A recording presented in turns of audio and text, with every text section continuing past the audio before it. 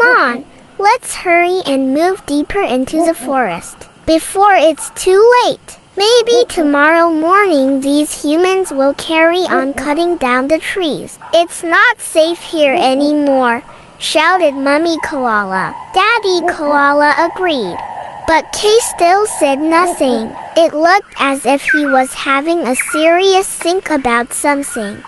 Come on, Kay, what are you waiting for? Heaven forbid you're feeling really sleepy again, joked his dad. No, Dad, there's still one more thing I have to do, replied Kay decisively. What are you going to do, Kay? Asked Walby. We must go back to the place where they're cutting down the forest, answered Kay firmly. Goodness, but that place is really dangerous. Those two dogs will rip you to shreds if you go back there, let alone those humans. They'll put you in a cage.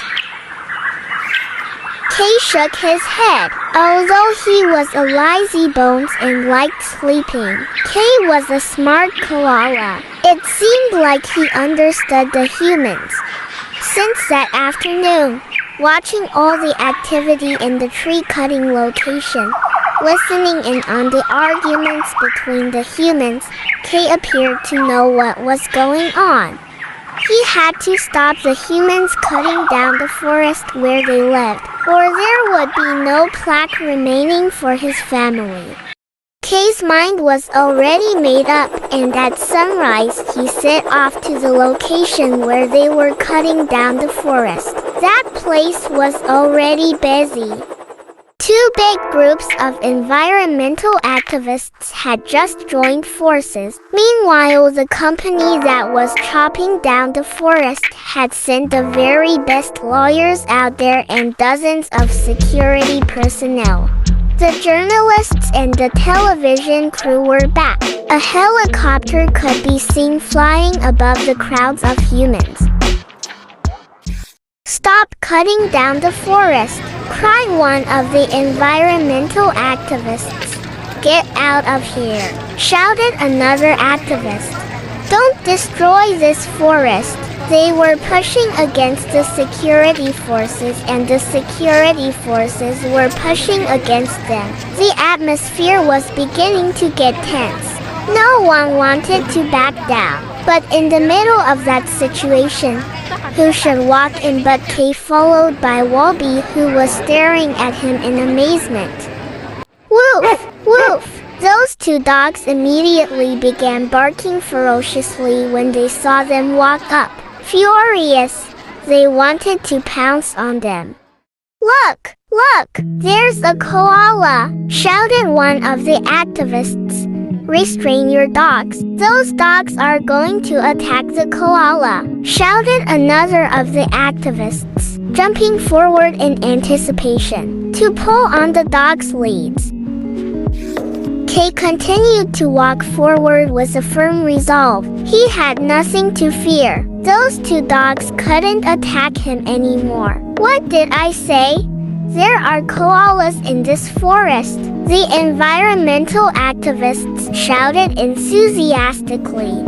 Goodness me, is that really a koala? Get rid of that animal as quickly as possible, or we're going to have difficulties, whispered one of the lawyers representing the tree-cutting company. Dozens of security personnel wanted to catch Kay.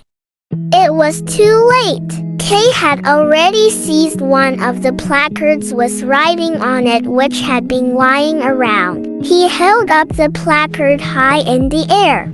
Protect us. That's what the writing on that placard said. Kay stared ahead of him, with Fee's very best expression on his face. Extraordinary. Viewers, we're broadcasting live from the location where they are cutting down the forest. A koala has decided to join the demonstration, screamed the television reporter hysterically. The cameras greedily recorded the whole scene. For almost a minute, Kay stood holding the placard with the writing on it. Was his funny face, he looked adorable, and was his fat little body. Dozens of people in the tree-cutting zone watched him in silence. Half an hour later, that video had gone viral all over the world. It was viewed by hundreds of millions of people. A koala holding a placard with writing on it was a request to all of humanity. The judges in the court who saw that video struck the gavel and proclaimed a total ban on any more tree cutting in the area of the remaining eucalyptus forest. The human beings cheered and cheered when they heard the outcome. It turned out that there were still good human beings who were not greedy. 1 week later, in the eucalyptus forest, Kay was once again sound asleep in the top of a tall tree, in the middle of a nice dream about becoming a superhero. That child just loves sleeping so much. How are we going to teach him about fending for himself in the outside world? Grumbled Mommy Koala. Just let him be. This time he deserves to be able to sleep a bit longer, said Daddy Koala with a hearty laugh. The end.